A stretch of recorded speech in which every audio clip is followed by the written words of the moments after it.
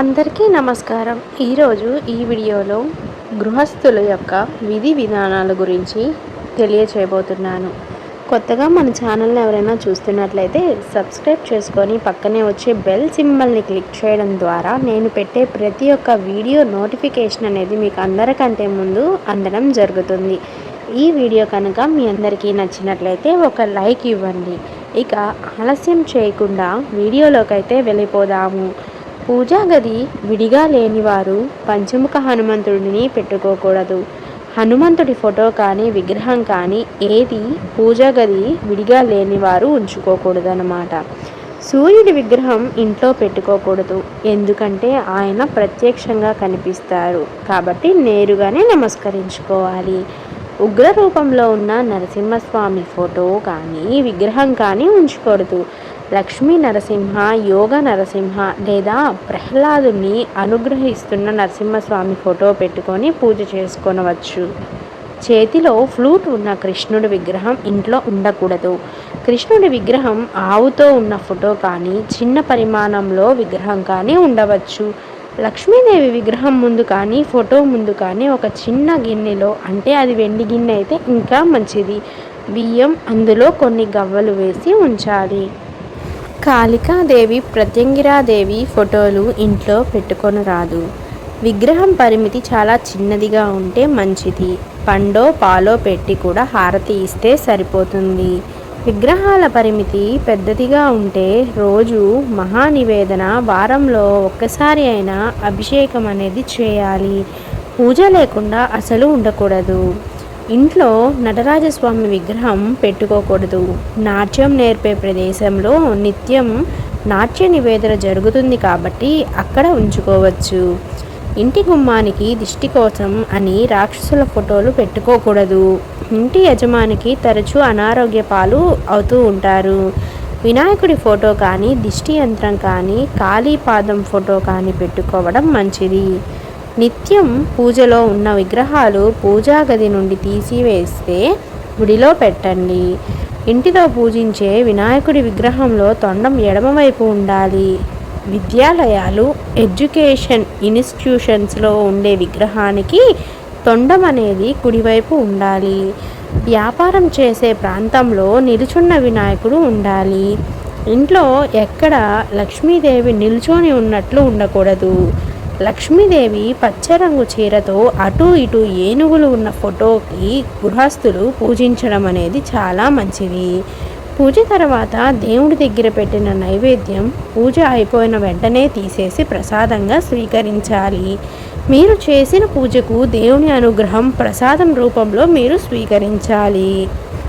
పూజ గదిలో ఎంత ఖరీదు అయిన విగ్రహాలు ఉంచినా పూజా గదిలో గోడకు పసుపు రాసి, వైష్ణవులు అయితే నాంకొమ్ముతో తిరునామాలు, శైవులు అయితే త్రిపురాన్లు అంటే అడ్డనామాలు, శక్తేయులు అయితే పసుపు మధ్యలో గౌరీ తిలకం బొట్టులుగా పెట్టాలి.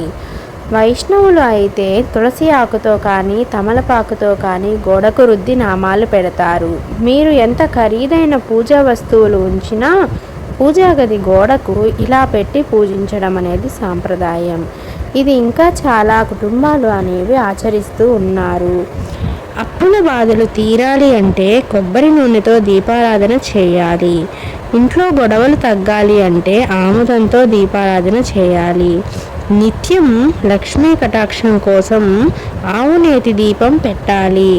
శత్రుపీడలు, గండాలు, ఆస్తి వివాదాలు, ఇంట్లో వారి అనారోగ్యం తొలగుటకు తెలుపు నువ్వుల నూనెను నిత్యం దీపారాధనగా చేయాలి.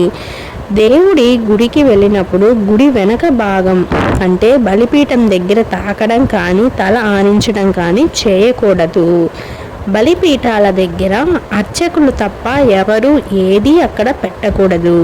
గుడిలో దేవుడికి అర్చకులు తప్ప ఎవరికి నమస్కారం చేయకూడదు. నవగ్రహాలు తాకి మొక్కకూడదు. షష్ఠి, అష్టమి, త్రయోదశి నాడు తలకు నూనె అంటుకోరాదు. రాత్రిపూట తల చిక్కు తీయకూడదు. పెరుగు చేతితో చిలుకకూడదు. నీరు, పాలు, పెరుగు, నెయ్యికి అంటూ ఉండదు. అవి ఎక్కడి నుండి అయినా ఎవరి నుండి అయినా తీసుకొనవచ్చును. లక్ష్మీదేవి అనుగ్రహానికి పూజలు ఉన్నాయి. లక్ష్మీదేవి నివాసం పాలు, లక్ష్మీ స్థానాలు అనేకం ఉన్నాయి. అలాగే జ్యేష్ఠాదేవి అనుగ్రహం ఎలా పొందాలి? జ్యేష్ఠాదేవి నివాసం పులిహోర. జ్యేష్ఠాదేవి స్థానాలు కూడా అనేకం ఉన్నాయి. పులిహోర చేసి దేవుడికి నివేదన చేస్తే జ్యేష్ఠాదేవి పెట్టే కష్టాల నుండి ఉపశమనం అనేది లభిస్తుంది. పులిహోర చేసి పంచి పెడితే జ్యేష్ఠాదేవి శాంతిస్తుంది. అందుకే పెద్దవాళ్ళు వారానికి ఒకసారి అయినా ఇంట్లో పులిహోర అనేది వండుకునేవాళ్ళు. పంచి పెడితే ఇంకా మంచిది. రాత్రిపూట ఆహారం తీసుకోకుండా నిద్రపోకూడదు. ఆహారం రుచిగా లేకపోయినా బాగలేదు అంటూ తినకూడదు. తిట్టుకుంటూ వంట చేయకూడదు. తినేవారు కూడా తిట్టుకుంటూ ఉంటారు. సంతోషంగా వంట చేస్తే సంతోషంగా తింటారు. ఎప్పుడూ నిద్రపోతూ ఉండేవాడు అసలు నిద్రపోకుండా ఉండేవాళ్ళు ఎప్పుడూ తింటూనే ఉండేవారు. అసలు ఆహారం పైన శ్రద్ధ లేకుండా పస్తులు ఉపవాసాలు ఉండేవారు.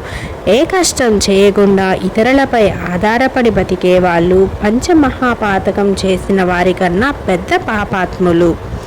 పచ్చిపాలు నైవేద్యం పెట్టకూడదు. కాచి చల్లార్చిన పాలు అభిషేకంకి వాడకూడదు. ధ్యానం చేసుకునే ఆసనం అడ్డంగా వేసుకొని కూర్చోకూడదు. నిలువుగా ఉండాలి. జపమాల చూపుడు వేలు పైన తిప్పకూడదు. మధ్య వేలుతోనే చేయాలి. జపానికి వాడే జపమాల మెడలో వేసుకోకూడదు. మెడలో వేసుకున్న మాల జపానికి వాడకూడదు. ఒకరు మెడలో వేసుకున్న రుద్రాక్షలు ఇంకొకరు ధరించకూడదు. దేవుడి దగ్గరకు పెద్దవాళ్ళు దగ్గరకు పిల్లలు ఉన్న ఇంటికి ఒట్టి చేతులతో వెళ్ళకూడదు. ఇంట్లో అతిథి ఉన్నప్పుడు వారికి పెట్టకుండా ముందు మీరు తినకూడదు. మొదటిసారి ఎవరైనా ఇంటికి భోజనంకి వచ్చినప్పుడు వారు ఒకసారి వడ్డించిన ఆహారంతో లేవకూడదు. రెండోసారి కాస్త అయినా పెట్టుకోవాలి. అలా ఒక్కసారి లేస్తే ఆతిథ్యం ఇచ్చిన ఫలితం అనేది దక్కదు. ఇంట్లో పిల్లలు ఇంట్లో వారు తరచూ తిరిగే చోట ఇంటి దైవాన్ని ఫోటో పెట్టుకోవాలి.